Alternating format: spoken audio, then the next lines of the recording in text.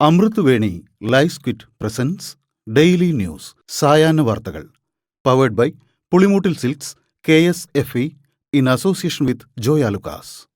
ഇത്തവണ ഫസ്റ്റ് അടിക്കില്ലേ നമ്മള്?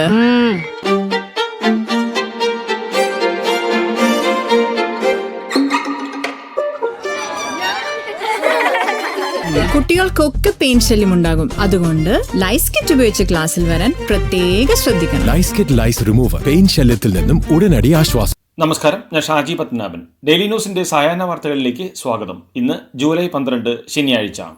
2026 നിയമസഭാ തെരഞ്ഞെടുപ്പിൽ BJPയുടെ നേതൃത്വത്തിലുള്ള സർക്കാർ കേരളത്തിൽ അധികാരത്തിലെത്തുമെന്നും വികസിത കേരളത്തിനായി BJPയെ ജയിപ്പിക്കേണ്ട സമയമായെന്നും കേന്ദ്ര ആഭ്യന്തരമന്ത്രിയും BJP നേതാവുമായ അമിത്ഷാ പുത്തിരിക്കണ്ടം മൈതാനിയിൽ പാർട്ടി പ്രവർത്തകരെ അഭിസംബോധന ചെയ്ത് സംസാരിക്കുകയായിരുന്നു അദ്ദേഹം. പോപ്പുലർ ഫ്രണ്ടിനെ നിരോധിച്ച നടപടി ചൂണ്ടിക്കാട്ടി കേരളത്തിൽ മതതീവ്രവാദ രാഷ്ട്രീയത്തിന് തടയിട്ടത് കേന്ദ്രം ഭരിക്കുന്ന മോദി സർക്കാരെന്നും അമിത്ഷാ കൂട്ടിച്ചേർത്തു. കേരളത്തിലെ BJPയുടെ പുതിയ സംസ്ഥാന കാര്യാലയം ഉദ്ഘാടനം ചെയ്ത് കേന്ദ്രമന്ത്രി അമിത്ഷാ 2 ഭൂഗർഭ നിലകളിലടക്കം 7 നിലകളിലായി 60,000 ചതുരശ്ര അടി വിസ്തീർണത്തിൽ പണി കഴിപ്പിച്ചതാണ് BJPയുടെ സംസ്ഥാനത്തെ പുതിയ ഓഫീസ് കെട്ടിടം. ഇന്നു മുതൽ സംസ്ഥാന BJPയുടെ പ്രവർത്തനം മാരാർജി ഭവൻ എന്ന് പേരിട്ടിരിക്കുന്ന ഈ കെട്ടിടം കേന്ദ്രമാക്കിയായിരിക്കും. ഉദ്ഘാടനത്തിന് ശേഷം പുതിയ ഓഫീസ് കെട്ടിടത്തിൽ സംസ്ഥാനത്തെ BJP RSS നേതാക്കളുമായി അമിത്ഷാ കൂടിക്കാഴ്ച നടത്തി. എറണാകുളത്ത് സർവീസ് ആരംഭിക്കാനൊരുങ്ങി KSRTCയുടെ open double decker bus.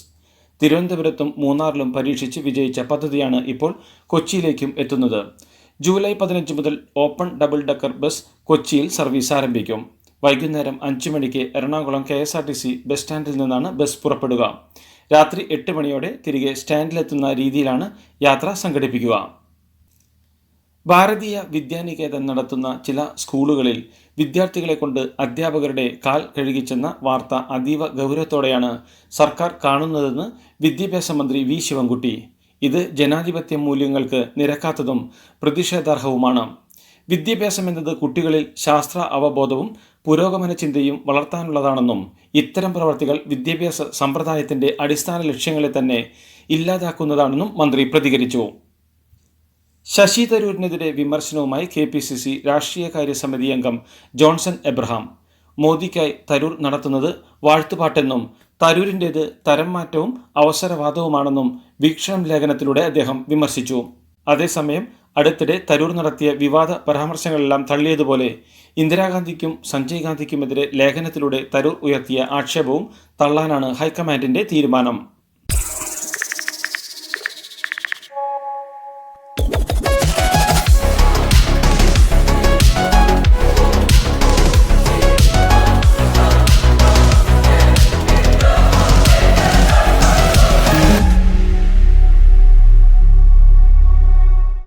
School സമയമാറ്റ വിവാദത്തിൽ വിദ്യാഭ്യാസ മന്ത്രിയുടെ മറുപടി മാന്യമായിരിക്കണമെന്ന് ജിഫ്രി മുത്തുക്കോയ തങ്ങൾ.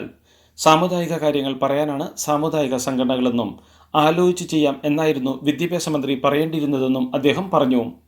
ഉറങ്ങുന്ന സമയത്ത് മദ്രസ പഠനം നടത്താൻ ആവുമോ എന്നും ആകെ 24 മണിക്കൂറല്ലേ ഉള്ളൂവെന്നും അദ്ദേഹം പറഞ്ഞു. സമുദായത്തിന്റെ കൂടി വോട്ട് നേടിയാണ് സർക്കാർ അധികാരത്തിലെത്തിയത് എന്നും അദ്ദേഹം ഓർമ്മിപ്പിച്ചു.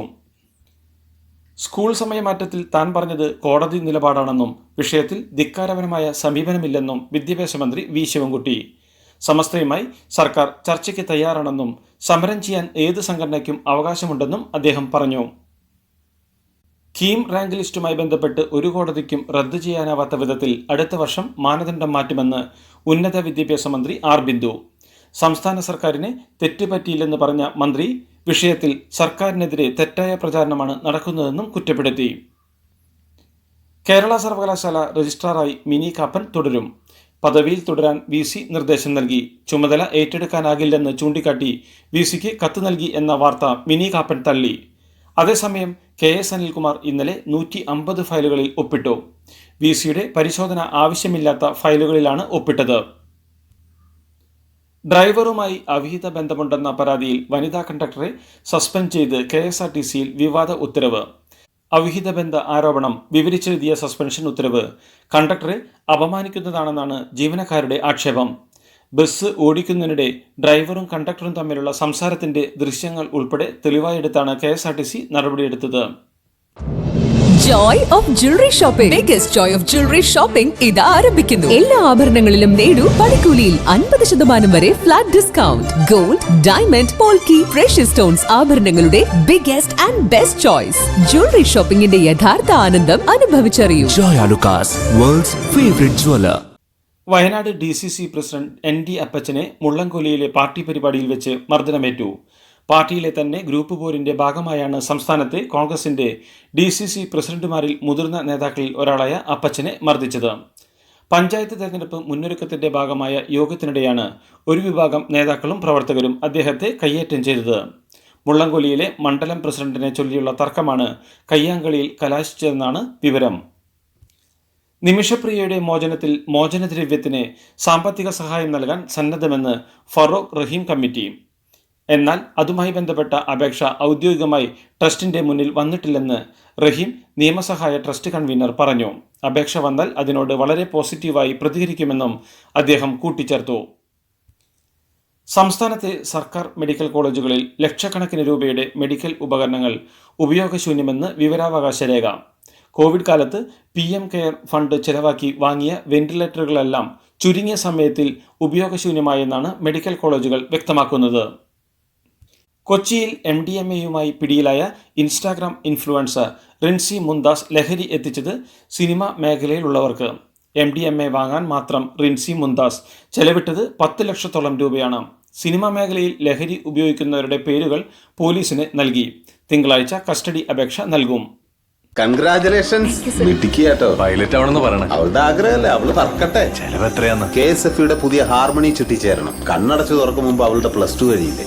കടം വാങ്ങാതെയും സ്ഥലം വിൽക്കാതെയും കുട്ടികളെ പഠിപ്പിക്കാം. KSFE ഹാർമണി ചിട്ടികൾ. KSFE ഹാർമണി ചിട്ടിയിൽ ചേരുന്ന 100 ഭാഗ്യശാലികൾക്ക് സിംഗപ്പൂർ യാത്ര സൗജന്യം. അഹമ്മദാബാദ് വിമാനാപകടത്തിന്റെ പ്രാഥമിക അന്വേഷണ റിപ്പോർട്ട് പുറത്തു വന്നെങ്കിലും ദുരൂഹത തുടരുന്നു. പറന്നുയർന്ന് സെക്കൻഡുകൾക്കകം വിമാനത്തിന്റെ 2 എഞ്ചിനുകളുടെയും പ്രവർത്തനം നിലച്ചുവെന്നും എഞ്ചിനിലേക്ക് ഇന്ധനം നൽകുന്ന സ്വിച്ചുകൾ ഓഫായതായും അന്വേഷണത്തിൽ കണ്ടെത്തി.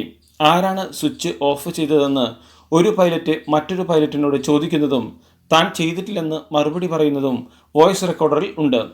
അതോടൊപ്പം എയർ ഇന്ത്യയും ബോയിങ് കമ്പനിയും തുടർന്നും അന്വേഷണവുമായി പൂർണ്ണമായും സഹകരിക്കുമെന്ന് അറിയിച്ചു.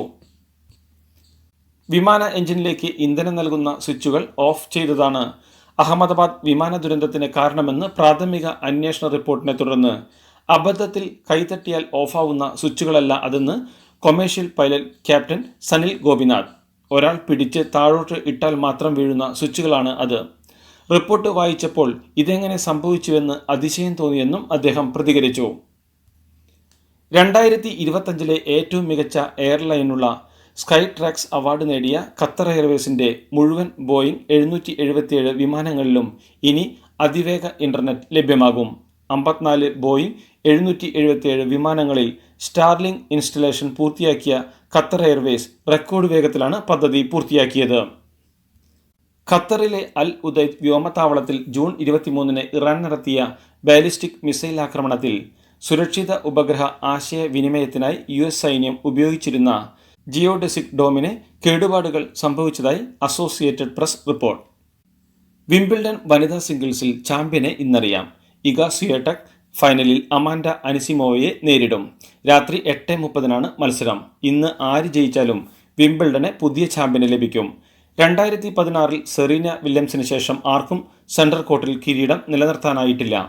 സെമിയിൽ ലോക 1-ാം നമ്പർ താരം അറീന സബലങ്കയെ വീഴ്ത്തിയ ആത്മവിശ്വാസത്തിലാണ് അമേരിക്കൻ താരം അമാൻഡ അനിസിമോവ. ഇതോടുകൂടി ഡെയിലി ന്യൂസിന്റെ ഇന്നത്തെ സായാഹ്ന വാർത്തകൾ സമാപിക്കുന്നു. ഡെയിലി ന്യൂസിന് വേണ്ടി വാർത്തകൾ വായിച്ചത് Shaji Padmanabhan. Daily news live .in വാർത്തകൾ വിരൽ തുമ്പിൽ.